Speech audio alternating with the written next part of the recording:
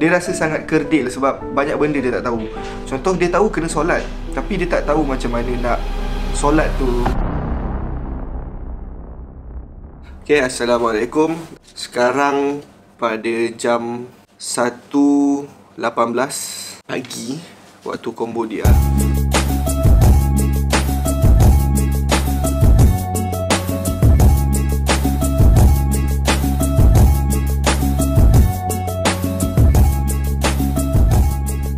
Actually, masa dapat panggilan untuk misi kali ni daripada bos aku macam tak ada idea sangat pun program tu apa, sebab aku pun pernah join beberapa misi sebelum ni dan aku ingat ini sekadar misi bantuan biasa lah. So, bila pagi tadi nak sarapan dan satu lagi grup baru sampai, dan tu merupakan grup Dato' Soimi Sahadan yang mewakili Yayasan Jamin lah. Sebelum pergi sarapan pun kita dapat baju Yayasan Jamin. Alhamdulillah, pagi tadi kita didatangi oleh pihak Yayasan Jamin datang ke sini untuk berbincang dengan wakil daripada Cambodia ni dengan projek yang besar lah. So di situlah aku macam baru tahu, okey, projek ni merupakan misi ni daripada Yayasan Jamin dan diminta pelibatan daripada Ustaz Yusra. Dan habis daripada sarapan tu, kita orang pergi ke satu center untuk bermesyuarat dengan mufti tempatan lah, tentang aktiviti, misi dan modul yang akan dijalankan lah. Sehinggalah ke masjid. Belakang masjid tu ada tempat pengajian lah, macam madrasah macam tu lah. So bincang dengan ustaz-ustaz kat sana, macam mana modul apa semua. Bila aku dengar perbincangan dia orang, lagi aku nampak gambaran dia. Sebenarnya benda ni sangat-sangat besar. Ini bukan satu benda yang datang, kami bagi beras, kami bagi duit, kami nak syahadahkan orang dan kami balik. Bukan. Dia bukan misi macam tu. Ini satu misi yang sangat-sangat besar, yang disusun sangat-sangat rapi. Kiranya Yayasan Jamin ni mewakili umat Islam dari Malaysia, ingin membantu umat Islam dekat Cambodia yang minoriti ni. Jadi dia bersetuju untuk provide tenaga pengajar. Cuma tenaga pengajar ni dibimbing oleh ustaz-ustaz dari Malaysia. Dia ajar ustaz-ustaz yang berada di Cambodia lah, lebih senang. Plan mereka 2-3 kali dalam seminggu akan diadakan kelas untuk belajar berkaitan dengan Islam lah. Sebab mereka di sini agak kesian lah, sebab diorang kenal Islam pada awal syahadah je. Mungkin ada dalam satu keluarga tu yang tahu solat apa semua, tapi yang lain langsung tak tahu. Dan banyaklah kekangan-kekangan yang berlaku menjadi isu mereka lah. Contohnya, kalau di Malaysia kita ada satu stigma yang kalau orang Cina dan orang India ni masuk Islam, mereka beranggapan masuk Melayu. Sama juga kat sini, diorang ingat bila masuk Islam, diorang kena masuk bangsa Cham. Dan mostly ceramah ataupun kelas agama semua disampaikan dalam bahasa Cham. Jadi bangsa-bangsa lain tak boleh nak faham lah. Maksudnya ilmu tu tak dapat disampaikan sebab kekangan bahasa tadi ni. Ustaz Yaakob Yusra juga ada kongsikan, dia kata Islam di sini akan berkembang, akan maju dengan dua perkara. Yang pertama sekali ilmu, dan yang kedua adalah ekonomi. Jadi kebanyakan NGO yang datang kat sini, diorang bagi duit, dan orang miskin dapat duit akan habis. Tapi kalau contoh orang yang bijak diberi duit, dia akan buat duit lagi. Dekat sini ada Islamic Center lah. Jadi dekat situ akan ada kelas kat situ, semua orang akan datang. Tapi adalah banyak-banyak masalahnya. Antara masalahnya perjalanan tu jauh, diorang pun tak ada transport nak pergi. Jadi mungkin itu akan dijadikan kepada fasa 2. Untuk awal-awal, di peringkat awal di fasa 1 ini, Ustaz Yaakob Yusra dan Ustaz daripada Yayasan Jamin tadi ada berbincang untuk silibus yang perlu dikuasai oleh ustaz-ustaz kat sini untuk diajar kepada keluarga-keluarga Islam yang terbiar ni.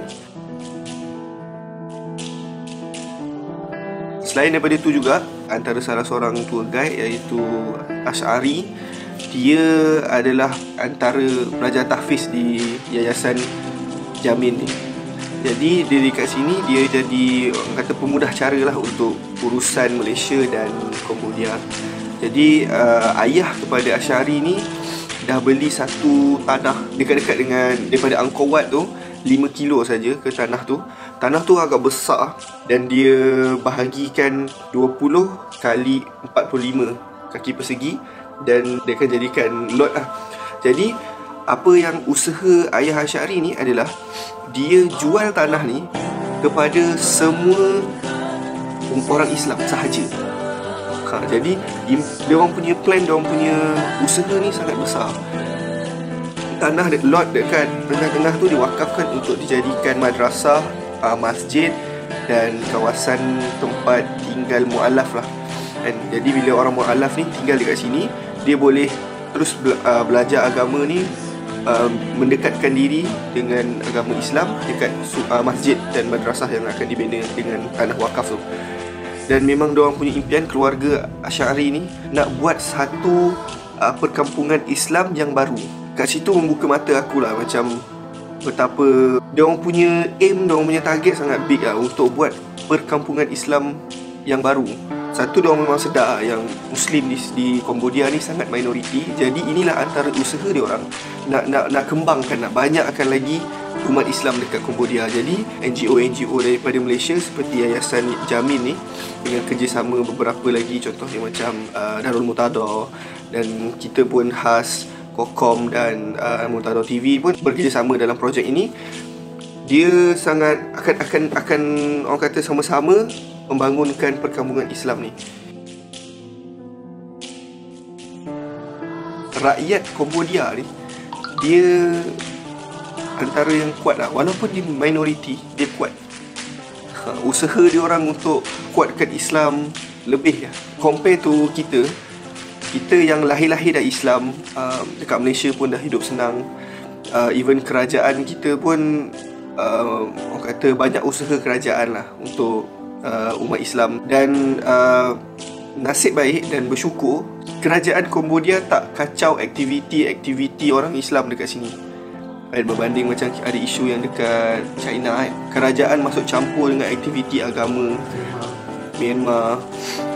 Untuk Cambodia, bersyukurlah kerajaan tak masuk campur dengan aktiviti agama. Sebab tu diorang boleh plan untuk wujudkan perkampungan baru untuk umat Islam.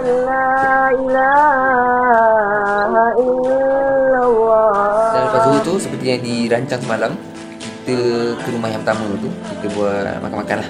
Dan kat sana kita solat asar berjemaah. Dan lepas tu ada beberapa sikit tazkirah dan keluarga-keluarga Islam kat sana. Kita ramai-ramai perbaharui syahadah. Bukan diorang sahaja, kita sendiri pun kalau boleh, memang kita hari-hari memperbaharui syahadah. Dan kita syahadah dalam setiap solat kita. Apa yang berlaku kat sana, dimaklumkan kita ada 8 keluarga je. 8 keluarga ni kalau kita ambil secara purata, satu keluarga mungkin 3 orang. So dalam 24 orang. Tapi tadi alhamdulillah lebih. Aku rasa dalam 30 dan 30 ke atas lah orang yang baru masuk Islam, satu. Dan second, memperbaharui syahadah. Sebab bayangkan, kalau kita nak tahu seseorang tu Islam, dia kena percaya kepada 2 benda lah, kan? Antara utama ni lah dalam syahadah tu sendiri, tiada Tuhan yang disembah melainkan Allah, dan bersaksi yang Nabi Muhammad itu pesuruh Allah. Jadi bayangkan dia hanya kenal syahadah saja, dia tak buat yang lain-lain. Maksudnya tak ada ibadah-ibadah lain yang buat dia kenal lagi dalam siapa Allah tu, Rasulullah ni siapa. Jadi secara praktikalnya mungkin terbatal lah. Jadi tu first experience aku lah. Biasanya aku hanya dengar ceramah kan dekat YouTube, macam mana Ustaz Zakir Naik, Ahmad Didat, dia mengislamkan orang kan. Ini depan mata dan aku dapat shoot moment tu, di mana first thing first, bila kita nak mensyahadahkan ramai orang macam tu, kita kena tanya dia ini bukan satu paksaan. Ini bukan satu paksaan. Dan semua ikut. Bila dia bagi syahadah tu, semua ikut. Dan momen tu dia macam sayu. Sebab diorang masuk Islam, diorang tak dapat knowledge tau. Bukan nak kata diorang tak cari, atas dasar kemiskinan dan bahasa tadi tu menjadikan kekangan diorang untuk dapat dakwah daripada Islam. Jadi benda tu akan disoal balik kepada kita, yang sepatutnya kita yang sampaikan dakwah. Experience tu bila kita tengok depan-depan mata lain lah. Dan even waktu tu pun Ustaz Yaakob Yusra dan Datuk Suhaimi Syahadan sebab lah, dan kita dapat kata portraykan momen tu juga. Dan aku nampak masa sesi syahadah tu suasana agak hening, ramai yang sebab dan ada yang menitiskan air mata. Dalam masa yang sama juga aku perlu rekod benda ni dengan, itulah momen precious moment lah. Dan aku nampak lah Ustaz Yusra pun sebab dalam kata-kata, dalam ucapan akhir dia kata lebih kurang dia minta sangat-sangat supaya keluarga-keluarga kecil ni keep strong dan kekal dalam agama Islam walaupun apa yang berlaku. Sebab Ustaz mengharapkan mereka yakin bahawa bantuan Allah akan sampai dan insya-Allah akan mengubah hidup mereka.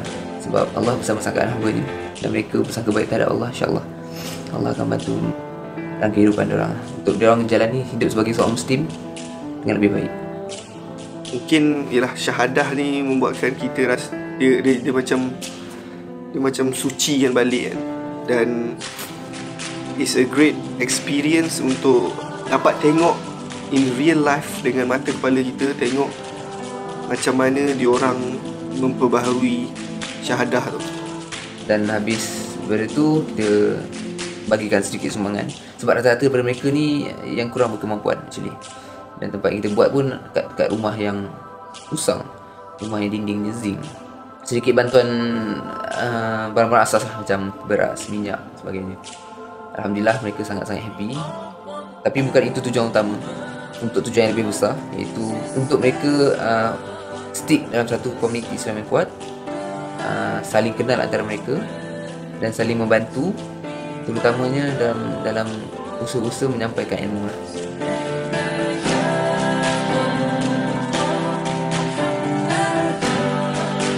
Seperti yang Ustaz Yusra cadangkan semalam lah, supaya keluarga kat situ sendiri masak beramai-ramai, supaya apa yang kita boleh nampak adalah daripada dua aspek lah. Di mana kita sebagai orang luar, kita daripada Malaysia, kita datang, dan bila dia orang masak, kita datang dan kita makan sama-sama dengan dia. Nak menunjukkan bahawasanya Islam ni semua standard sama, tak ada beza antara kita, tak ada yang tinggi, tak ada yang rendah. Kira macam dia meraihkan tetamu. Ni kita pun sudi menjadi tetamu dia orang macam tu. So dia punya bond tu lagi kuat dan lebih silaturahmi tu lebih cantik lah macam tu. Aspek yang keduanya, kita boleh nampak daripada jiran dia, sebab memang jiran dia belum Islam. Bila dia nampak ada satu majlis, satu acara makan-makan, so dia akan okay, oh jiran aku Islam. Dan dia nampak juga bahawa oh Islam ni dia orang care each other. Dia orang masak sama-sama, dia orang solat secara berjemaah sama-sama. Esok ada keluarga yang berminat untuk masuk Islam. Macam yang tadi ni, dia orang dah memang Islam, cuma dia orang memperbaharui syahadah dia orang lah. Untuk esok insya-Allah, kalau tak ada apa-apa masalah, tak ada apa-apa aral, kita akan Islamkan satu keluarga, 2-3 keluarga kot dalam tempat tu yang berminat dengan Islam. So bagi aku hari kedua ni adalah kesinambungan pengisian dia pada hari pertama. Kiranya hari pertama untuk kita Riki, kita tengok keadaan setempat sebab kita baru sampai.